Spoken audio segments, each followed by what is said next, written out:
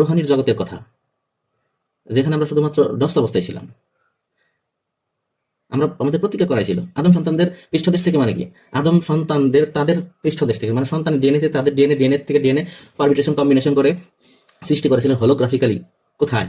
আর সে কম্পিউটারের মাধ্যমে, প্রজেকশনের মাধ্যমে হোলোগ্রাফিক্যালি আল্লাহর সেই যে পেন আছে, সেইখানে মাদার অফ দ্য বুক আছে, একটা সেভিং ডিস্ক আছে, মাদার বোর্ড আছে, একটা আল্লাহর অতি উন্নত, সেইখানে আল্লাহর অতি উন্নত কম্পিউটার আছে। সেই কম্পিউটারকে বোঝাইতে কলম বলা হয়েছে।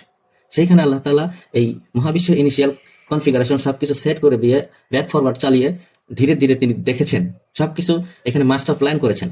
মাস্টার প্ল্যান অনুযায়ী হোলোগ্রাফিক্যালি আমাদের সেই মানুষদেরকে সেই জগতে সৃষ্টি করেছিলেন, এবং সেইখানে আমাদের স্বাধীন ইচ্ছা ছিল, আমরা সেই স্বাধীন ইচ্ছা অনুযায়ী জীবন অতিবাহিত করেছি। সেইখানে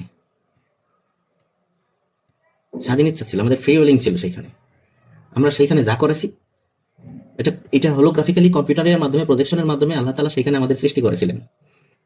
সৃষ্টি করার পরে আমাদের জিজ্ঞেস করেছিলেন যে আমি কি তোমাদের প্রভু নই? আমরা বলছিলাম যে হ্যাঁ, আপনি আমাদের প্রভু। এই জন্য পরীক্ষাটা, আমাদের এই পরীক্ষাটা আছে। আসলে আমরা কাকে স্বীকার করি?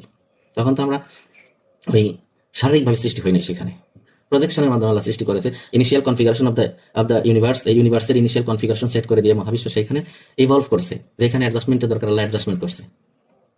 সৃষ্টির শুরু থেকে শেষ পর্যন্ত সেইখানে আল্লাহ চালিয়ে দেখেছেন। এই জন্যই বলা হয়েছে যে এমন কোনো বিবাদ আসে না যা তোমাদের ব্যক্তিগতভাবে, এবং তোমাদের এমন ব্যক্তিগতভাবে বা এমন কোনো বিপদ আসে না যা সৃষ্টির 50,000 বছর পূর্বে কিতাবে লিপিবদ্ধ রয়েছে।